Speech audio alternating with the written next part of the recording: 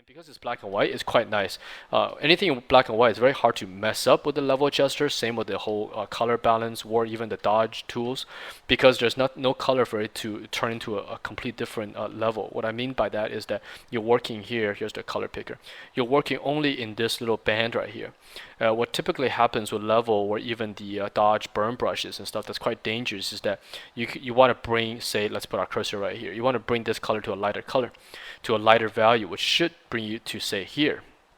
Right, but those brushes tend to not only do this but brings the saturation up at the same time. So if I use an orange dodge brush, let's go to orange here, right over here, and I want to dodge, say, a yellow light, a very desaturated yellow light, and I started from here.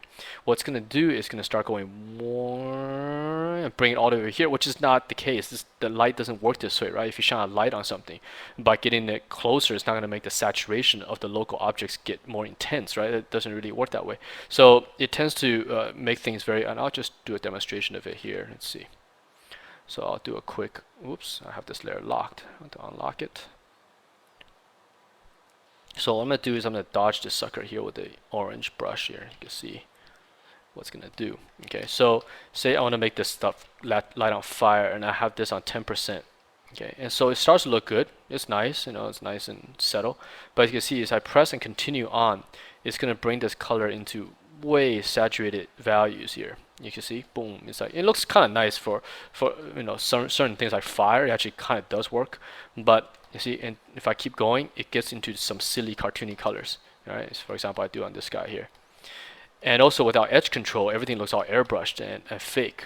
Right? So this brush is quite dangerous, and you'll see me use it once in a while in the other tutorials I'll do.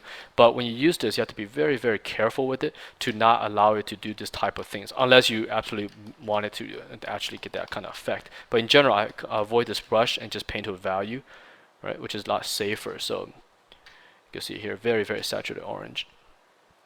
Okay, but this brings up a good point about value. I have a layer here. Well, and this one's black and white, but when you're working with color things, let me undelete that. Okay, you can always do a new layer and paint that black and then set on saturation. And what that does is it shows you everything without the color. So you could just leave this layer all the way on the top. You can see it here, all the way on top. And by putting turn on and off, you could just check your values. So in this one, for example, I click it off, I can tell the value here is way too bright. The only way to get this is some kind of very strong artificial light or fire or giant beam of light hitting it. So it's quite unnatural, and you can see that by turning it off. So I'm going to do is I'm going to delete that. Boom. Okay. So here's kind of the finished painting, and let's just go over a few more notes here. What we did. Let's turn on the. Let me lock this just in case. Okay. Let's turn off what I worked on, and here's the original. Okay, so story remains the same, but we brought a lot more energy, a lot more design and composition into the piece by making it this way. And it also has a lot of mini stories going on. I like production paintings that has mini stories. So what I mean by that is we zoom in here, you kind of see, the general audience looking at it, could get a sense of, what are these guys talking about? Maybe this guy is talking to this guy about something, he's like, should we go attack this guy, blah, blah. And if we zoom in here, they have their own story. These walkers, this guy, maybe he's catching up, his buddy's in the firefight, his little friends are coming in to flank the enemy, right? You could create these little stories within these paintings. And even if you zoom in here, you could say, oh, these little fighter pilots are coming in, they're gonna bomb the scene, another story. And then you go here, is one more story. It's like these dudes are maybe the leaders, and where other troops are gonna go flank these guys by going underneath this destroyed building. So all these things work independently. But however, if you zoom out, they also work as a whole.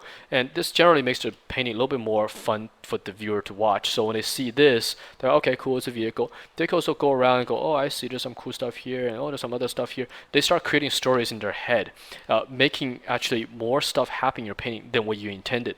So you kind of just give them the beginning stage of indication of, here's the story.